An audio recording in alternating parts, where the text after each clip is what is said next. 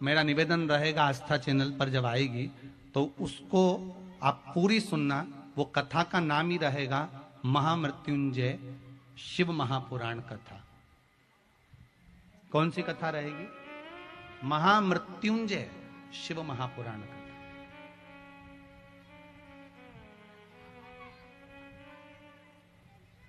मृत्युंजय मंत्र की प्रधानता क्या है? उस शिव महापुराण को अवश्य सुनना कि वो शिव पुराण साधारण नहीं हो सकती। उसमें एक एक रोग को मिटाने के लिए, एक एक बीमारी को मिटाने के लिए, एक एक रोग को समाप्त करने के लिए, चाहे वो उदर से जुड़ा हो, नेत्रों से जुड़ा हो, श्रवण शक्ति से जुड़ा हुआ, वाणी से जुड़ा हुआ, कोई निपट गूंगा हो गया, सुनाई नहीं दे रहा, श्रवण शक्ति चली गई, उसके लिए नेत्र ज्योति चली गई, उसके लिए वो महामृत्युंजय शिव महापुराण की कथा जो नर्मदा की घाट हरदा से चलेगी, उसका श्रवण अवश्य करना आस्था चैनल पर।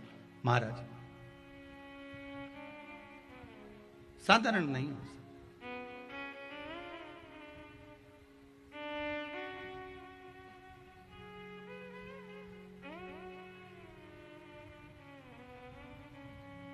वो सिंपल साधारण नहीं हो सकता। आप उसका स्मरण और ध्यान दीजिएगा। वेद मंत्र, उसका भाव, उसका सुख एक अलग ही है महाराज।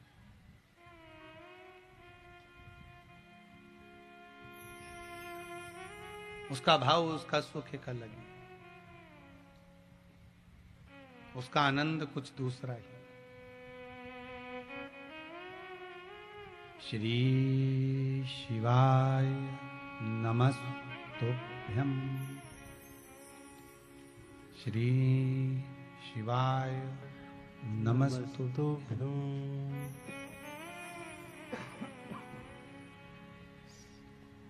श्री शिवाय नमस्तुभ्यं। श्री शिवाय नमस्तुभ्यं। श्री शिवाय नमस्तुभ्यं। भगवान के इस मंत्र का स्मरण जग कल्याण किया।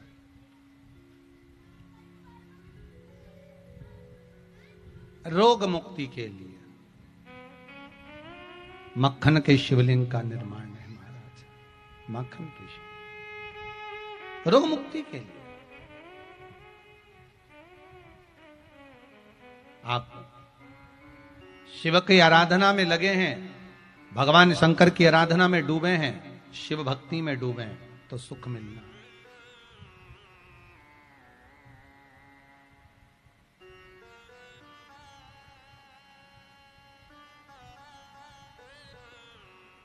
वो प्राप्त जरूर हो। तारकासुर के प्राण छूट गए। तारकाक्ष, विदुम्माली, कमलाक्ष की, ये तीनों भी चले गए। ये तीनों भी समाप्त हो गए। समय आया, देवादिदेव महादेव के नेत्र बंद थे। बंद नेत्र से अश्रु का एक बूंद नीचे गिरा, और अश्रु का बूंद जब नीचे गिरा, उस अश्रु के बूंद के गिरने पर, अश्रु का एक बूंद जब नीचे गिरता है तो उससे एक बालक जन्म लेता है जिसका नाम अंधकासुर हुआ। क्या नाम पड़ा है? अंधकासुर। अंधकासुर।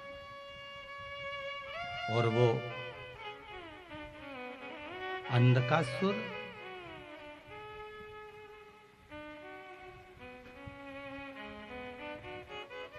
जिसको भगवान शिव ने देखा कि माता पार्वती ने अपनी गोदी में उठा लिया, अपनी गोदी में अंधकासुर को लिया। कहा, शंकर भगवान बोले, पार्वती ये अंधकासुर तूने जो गोदी में उठाया है ये श्रेष्ठ नहीं है, क्योंकि ये मेरे नेत्र बंद करने के बाद हुआ है, पर पुत्र तो आपका है। शंकर भगवान कहते हैं ये मेरा पुत्र नहीं, मेरे नेत्र बंद करने के बाद प्रकट हुआ, तो पुत्र किस काम का?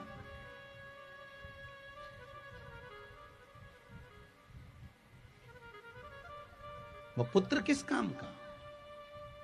जो नेत्र बंद करने के बाद प्रकट हुआ, उस पुत्र की परिभाषा क्या है? माता पिता जिंदा हैं तो कभी 2 रोटी नहीं खिलाई है। माता पिता जीवित हैं तो कभी प्रेम के 2 वाणी नहीं बोली है। माता पिता जीवित हैं तो प्रेम के कोई 2 शब्द नहीं बोल पाए। और मरने के बाद जब प्राण छूट गए, उसके बाद में गया जी में पिंड दान करने आ रहे हैं। पिंड नहीं कर रहे, पिंड छुड़ा रहे हैं।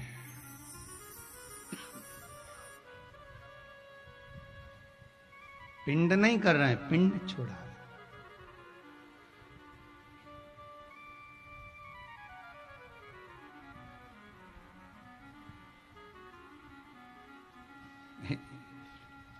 एक पिंडा देने से पिंड छूट जाएगा?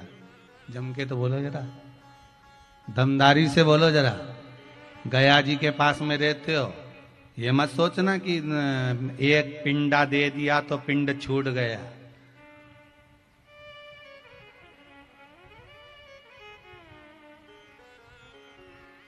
कई लोग कहते हैं गुरुदेव, जब गया जी का श्राद्ध कर दिया जाता है तो ब्राह्मण को भोजन नहीं कराना चाहिए।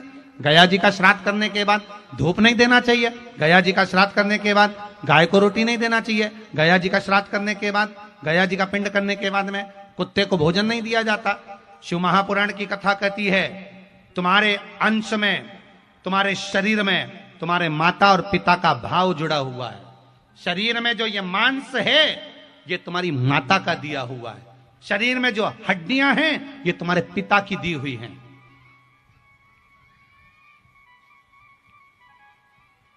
तुम्हारे माता पिता ने तुमको ये हड्डी और ये शरीर में मांस दिया है। और जब तक तुम्हारे शरीर में ये मांस है, जब तक तुम्हारे शरीर में ये अस्थियां हैं, तुम्हारे शरीर में जब तक ये हड्डी और मांस है, तब तक अगर तुम जिंदा हो, तब तक भले गया जी का पिंड कर देना, भले तुम्हारे ब्रह्म कपाली कर आना, भले बद्रीनारायण में जाकर छोड़ आना, काशी में पिंड दियाना, इलाहाबाद का पिंड कर आना, तुम्हारी मर्जी पड़े, जहां जाकर पिंड दे देना। पर शास्त्र कहता है, शिव महापुराण, गरुण पुराण कहती है, पद्म पुराण, अग्नि पुराण, नर्मदा पुराण कहती है, जब तक शरीर में मांस है और हड्डी है, तुम्हारे माँ बाप की दी हुई, तब तक, जब तक तुम जिंदा हो, तब तक तो तुम्हें श्राद्ध पक्ष में ब्राह्मण को भी भोजन कराना चाहिए और गाय को भी रोटी देना चाहिए। उनको याद करना चाहिए कि हमारे माता पिता ने ये शरीर दिया है, उसकी दी हुई श्वास हमारे भीतर चल रही है, ये श्वास हमारे अंतर। ये नहीं कि तुमने गया जी में पिंड दे दिया तो पिंड छूट गया तुम्हारे माँ बाप से। नहीं नहीं नहीं,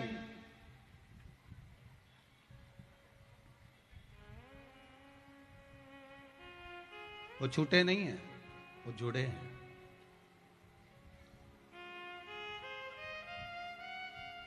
वो दे, प्रदान करे वो। जब तक शरीर है, देव आपका वो भाव हमारे सामने बड़ी कृपा। और जिस भाव के बल पर हम आपके दरवाजे पर आ जाएं, जिस भाव के बल पर आप हमें प्राप्त हो जाएं, वो निर्मल भाव इस चित्त वृत्ति में हो।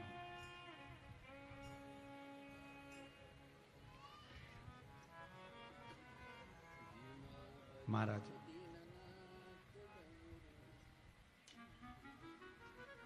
शिव महापुराण की कथा कहती है, अंधकासुर सामने दिखा, शिव जी ने कहा इसको समुद्र में फेंक दो।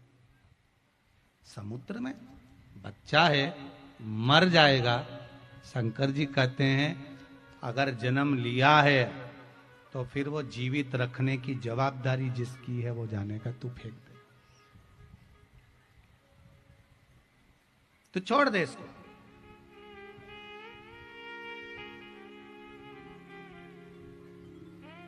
तो इसको जल में छोड़। प्रभु बड़ा भाग्य चाहिए भगवान के चरणारविंद में पहुंचने के लिए, बड़ा भाग्य। फिर निवेदन करेंगे, जिसको जनता चुनती है वो संसद में जाकर बैठता है। कहां जाकर बैठेगा? संसद में। जिसको जनता ने चुना, आपने चुना, जिसको आप चुनते हो, वो संसद में जाकर बैठता है, और जिसको मेरा महादेव चुनता है वही शिव महापुराण में जाकर बैठता है। साधारण नहीं है शंकर की कथा में बैठना। शंकर की कथा में वही पहुंचता है जिसको मेरे शंकर ने चुना होता, नहीं तो अच्छा नहीं पहुंच पाता।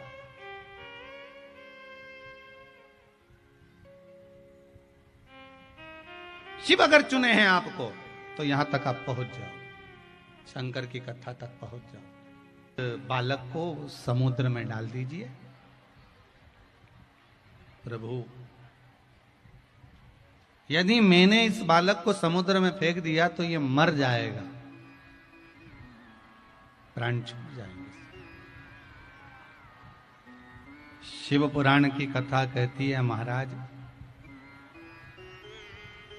अगर लिखने वाले ने लिख दिया है आपके जीवन में कि इसके प्राण छूटना है तो फिर छूटेंगे। 7 ताले में भी अगर बंद कर दिया जाए तो भी प्राण छूटते ही हैं।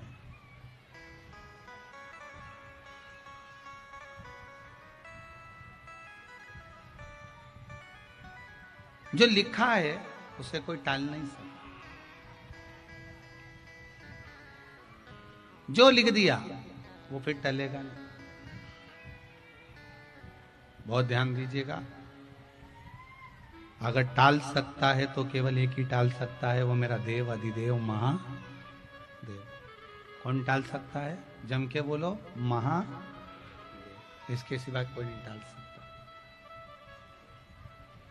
लाखों के दुखड़े जो तू हर गया डमरू वाले, तो मेरे दुखड़ों को देख कर क्यों डर गया डमरू वाले। अगर टालेगा तो वही टालेगा, दुख मिटाएगा तो वही मिटाएगा। शिव पुराण कहती है, भगवान शंकर का चरित्र कहता है, शिव महापुराण की कथा कहती है, भगवान ओगढ़दानी त्रिकालदर्शी कैलाशी अविनाशी मेरे शंभु मेरे शिव मना कर रहे हैं, पार्वती से कह रहे हैं कि तुम इसको समुद्र में डाल दीजिए। समुद्र में पार्वती मैया डालने को आतुर नहीं होती, फिर भी उन्होंने समुद्र में उस अंधकासुर बालक को फेंक दिया, जिसको हिरण्याक्ष ने ले लिया, पाल पोस कर बड़ा करा। हिरण्याक्ष के प्राण भगवान ने हर लिए। अकेला अंधकासुर रह गया, उसने तप बल इकट्ठा करा और इतनी तप साधना करी, इतना बल इकट्ठा करा, भगवान से वर मांग लिया कि मेरे प्राण नहीं छूटे, मैं मरूं ना, मेरे प्राण ना छूटे।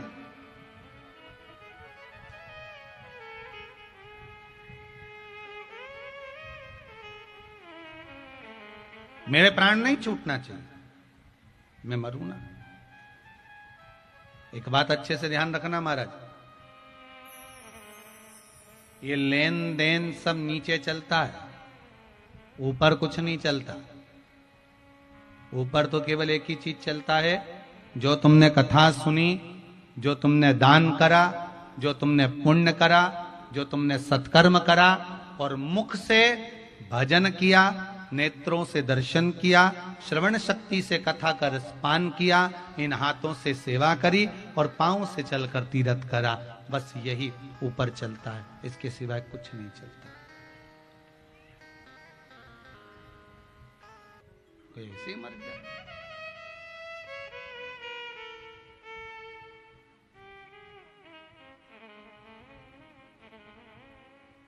वो बाण छोड़ा।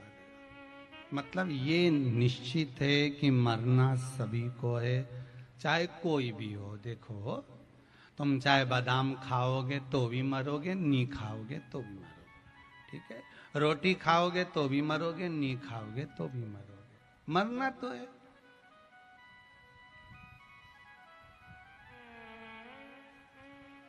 श्रीमद् भागवत में आता है, आप शिव के उपासक हो, आएगी मृत्यु। ऐसा नहीं कि मौत नहीं आएगी, आना है, मरना सबको है, जाना सबको है, कौन बचेगा? जाना सबको पड़ेगा। अंधकासुर कहता है मेरे प्राण ना छूटे, मैं मरूं ना, मरना पड़ेगा। मतलब प्राण छूटेंगे। अगर कुछ वर मांगना हो तो मांग लो। तो अंधकासुर ने वर मांगा कि मुझे ऐसा वर दे दो, मेरे पिताजी ने कहा है ना तो तेरी कोई माता है ना तेरा कोई पिता है, तेरा जन्म तो तू पानी में बहकर आया था, मैंने तेरा परवरिश करी है।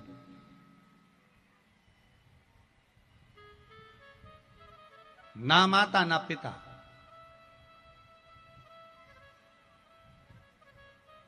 मुझे वर दे दो, जिस दिन मैं अपनी माता को गलत दृष्टि से देखूं उसी दिन मेरे प्राण छूट गए।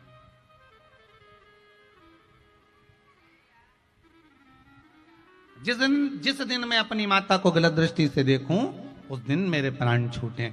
ब्रह्मा जी ने कह दिया तथास्तु। इतने में अंधकासुर को समझ जाना था कि तथास्तु बोला है मतलब मेरे माता पिता जरूर होंगे, पक्का है, फिक्स है कि माता पिता है, ये पक्का। अब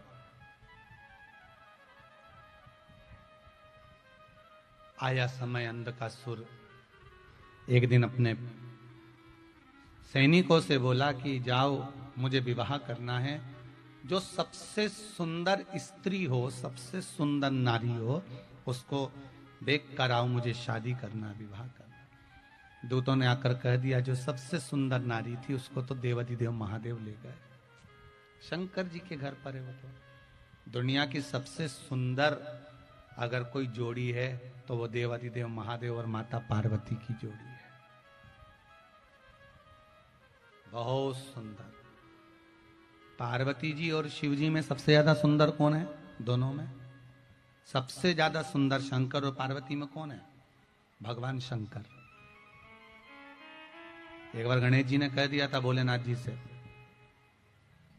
बाबा पिताजी भगवान विष्णु कितने सुंदर दिखते हैं, ब्रह्मा जी कितने सुंदर दिखते हैं, इंद्र देवता कितने सुंदर दिखते हैं, और एक आप राख लपेट के बैठे रहते हो, भस्म लगा कर बैठे रहते हो, गले में सांप बिच्छू टांग कर बैठते हो, कितने सुंदर हैं वो। ऐसे सुंदर तुम भी हो जाओ ना एक बार, मैं आपको देखना चाहता हूं एक बार सुंदर। शंकर भगवान बोले मेरे को सुंदरता दिखाना नहीं है। नहीं नहीं तुम एक बार जाओ गंगा जी में नहा के आओ। शंकर भगवान ने कहा नहीं मैं नहीं जा रही। गणेश जी तो रूठ गए। गणेश जी रूठ गए तो शंकर भगवान गंगा जी में चले गए। गंगा जी में से जैसे ही नहा कर शंकर भगवान आए, आते से ही गणेश जी के मुख से निकल गया कर्पूर गौरम करुणावतारम। गजब की सुंदरता है साहब, इतने सुंदर, गजब के सुंदर। सुनते ही गणेश जी महाराज ने अपने पिताजी से कहा पिताजी मुझे एक वर चाहिए। शंकर भगवान बोले क्या वर चाहिए बोलो।